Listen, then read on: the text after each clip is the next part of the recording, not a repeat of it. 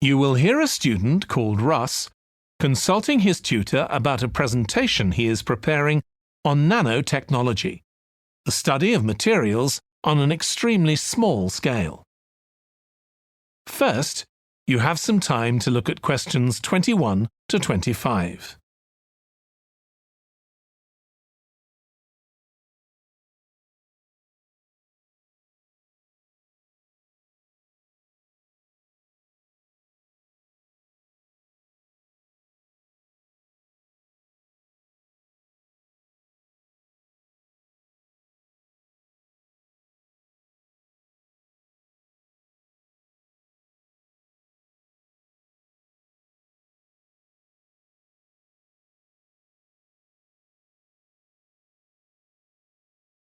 Now listen carefully and answer questions 21 to 25. Come in, Russ. Thank you. Now, you wanted to consult me about your class presentation on nanotechnology. You were due to give it next week, aren't you? That's right, and I'm really struggling. I chose the topic because I didn't know much about it and wanted to learn more, but now I've read so much about it, in a way there's too much to say. I could talk for much longer than the 20 minutes I've been allocated. Should I assume the other students don't know much and give them a kind of general introduction, or should I try and make them share my fascination with a particular aspect? You could do either, but you'll need to have it clear in your own mind. Then I think I'll give an overview. OK. Now, one way of approaching this is to work through developments in chronological order. On the other hand, you could talk about the numerous ways that nanotechnology is being applied. You mean things like thin films on camera displays to make them water repellent and additives to make motorcycle helmets stronger and lighter? Exactly. Or another way would be to focus on its impact in one particular area, say medicine or space exploration. That would make it easier to focus. Perhaps I should do that. I think that would be a good idea. Right. How important is it to include slides in the presentation? They aren't essential by any means, and there's a danger of tailoring what you say to fit whatever slides you can find.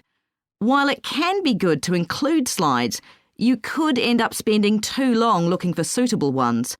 You might find it better to leave them out. I see. Another thing I was wondering about was how to start. I know presentations often begin with, first I'm going to talk about this, and then I'll talk about that. But I thought about asking the audience what they know about nanotechnology. That would be fine if you had an hour or two for the presentation, but you might find that you can't do anything with the answers you get, and it simply eats into the short time that's available. So maybe I should mention a particular way that nanotechnology is used to focus people's attention. That sounds sensible. What do you think I should do next? I really have to plan the presentation today and tomorrow. Well, initially, I think you should ignore all the notes you've made, take a small piece of paper and write a single short sentence that ties together the whole presentation. It can be something as simple as, nanotechnology is already improving our lives. Then start planning the content around that. You can always modify that sentence later if you need to. OK. Before you hear the rest of the discussion, you have some time to look at questions 26 to 30.